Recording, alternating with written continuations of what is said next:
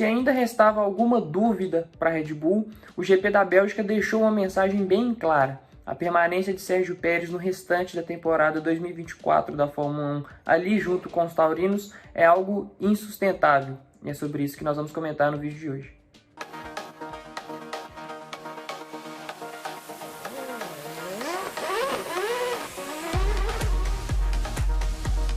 Bom dia, boa tarde, boa noite, você ligado aqui nos canais do Grande Prêmio. Meu nome é Bernardo Castro, novamente nessa segunda-feira à frente do GP às 10 para poder trazer os desdobramentos do bom GP da Bélgica que a gente teve no último domingo. Mas antes, vou te fazer aquele convite especial de sempre. Vou te pedir para se inscrever aqui no nosso canal, se ainda não for inscrito, ativar o sininho para poder receber a notificação de todo o conteúdo diário que a gente publica por aqui e também já deixar o seu like para poder dar aquela fortalecida no engajamento e espalhar a palavra do Grande Prêmio para o YouTube, beleza? Então, feito isso, vamos falar aí dessa situação do Pérez, que novamente deixou muito a desejar no GP da Bélgica. O fim de semana para o Pérez começou ali de forma interessante, ele teve uma classificação muito forte, muito interessante, um desempenho que ele já não apresentava, pelo menos em voltas rápidas, há muito tempo. Ele foi o terceiro mais rápido na classificação, mas com a punição do Verstappen pela troca do motor de combustão interna, o Verstappen tomou 10 posições no grid de penalidade, caiu para 11º e o Pérez ali herdou a segunda colocação. Então, depois da classificação, ele saiu bem animado, dava para ver visivelmente pela cara dele, pela feição, que ele estava muito contente, estava confiante de que talvez pudesse brigar pela vitória no domingo, então meio que se desenhava ali um cenário mais promissor para o mexicano. Só que a corrida do Pérez foi um completo desastre nesse domingo. Além de ter largado não muito bem, ele perdeu a posição para o Hamilton em segundo lugar, já caiu para terceiro logo na primeira volta. Ele meio que regrediu, podemos dizer assim, ele só foi despencando na tabela, foi perdendo posições, ele foi um alvo muito fácil de todas as equipes que estavam ali, que já estavam brigando pelo topo da Fórmula 1, e isso a gente coloca Ferrari, McLaren, a própria Mercedes. Ele não conseguiu fazer nenhuma menção de defesa, alguma coisa nesse sentido, ele claramente está um nível abaixo desses rivais. E tudo bem, é compreensível que a Red Bull já não tem mais o melhor carro da Fórmula 1. Hoje existe aí um debate muito grande se o melhor carro hoje é da McLaren, se é da Red Bull de fato. E claro que a Mercedes também está chegando nessa briga, a Ferrari também está um pouco atrás ali, mas a diferença já não é tão grande como era nos últimos anos. Isso ficou bem claro durante o GP da Bélgica também. A gente lembra que nos outros anos o Verstappen também cumpriu punições no grid, largou de 14º em 2022, por exemplo, e não teve problema nenhum para poder vencer a corrida.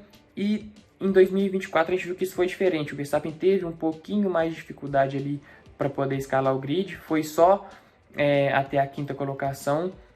Realmente a Red Bull talvez não tivesse carro para poder vencer na Bélgica, mas isso também não justifica o desempenho do Pérez de terminar ali apenas na 8ª colocação. Foi muito fraco, não foi muito combativo, e a situação dele na Red Bull está muito em risco.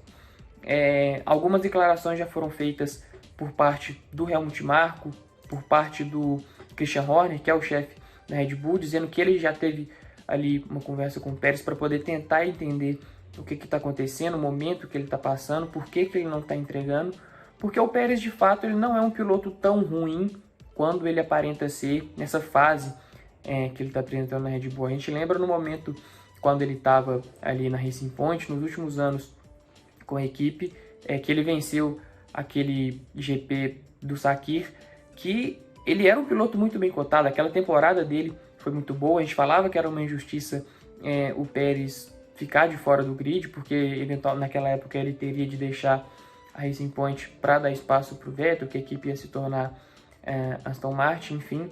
Mas o Pérez, de fato, ele é um piloto bom, mas o momento dele com a Red Bull não está ajudando. Só para poder fazer uma comparação em relação dos pontos que o Pérez marcou nas últimas 7 corridas, já considerando, obviamente, o GP da Bélgica, Pérez marcou apenas 21 pontos nessas últimas 7 etapas, dá uma média ali de mais ou menos 3 pontos por corrida. De fato, com o carro que a Red Bull tem em mãos, isso é uma estatística inaceitável, inadmissível, joga totalmente contra o Sérgio Pérez. Em contrapartida, para a gente poder fazer uma comparação um pouco mais próxima, o Verstappen, que é o companheiro de equipe dele, marcou 114 pontos e venceu 2 corridas nesse período. E tudo fica ainda mais complicado quando a gente olha para o Mundial de Construtores, porque novamente a gente volta a falar sobre isso aqui.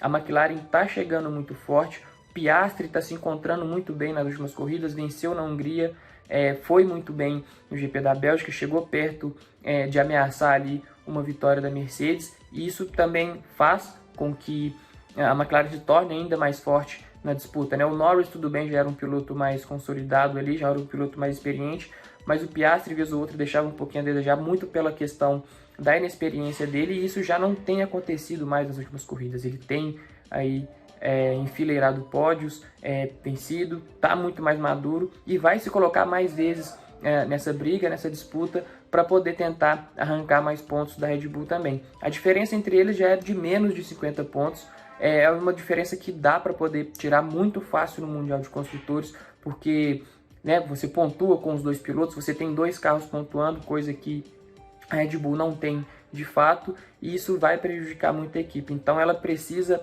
se mover, ela precisa se movimentar e encontrar um substituto certo para poder colocar ali no segundo carro no lugar do Sérgio Pérez. Existem algumas discussões, alguns rumores de que ela sonda a possibilidade de colocar Daniel Ricciardo, o que na minha visão pode não ser a melhor decisão, ou o Liam Lawson, que tudo bem que ele foi muito bem quando ele substituiu o Ricciardo no ano passado na RB, mas pode ser um movimento muito prematuro por parte da Red Bull, corre o risco de queimar o Lawson, mas fato é que ela tem que pensar muito bem, ela tem que gerir isso de forma muito eficiente, porque ainda dá para ela sair de 2024 como campeã do Mundial de Construtores, mas ela precisa aparar esses erros em questão do segundo piloto. Mas e você, o que você acha? Quem substitui o Pérez na Red Bull? Vai ser algum piloto do programa deles? A Red Bull vai recorrer a alguém de fora? Qual que é o melhor caminho para a equipe seguir? Você é defensor de Sérgio Pérez? Acha que a Red Bull, como já optou por renovar o contrato com ele por mais 2 temporadas, ele tem de seguir na equipe, tem de sair? Deixa a sua opinião aqui nos comentários. Quero saber o que você pensa. Eu vou ficando por aqui. Até o próximo vídeo.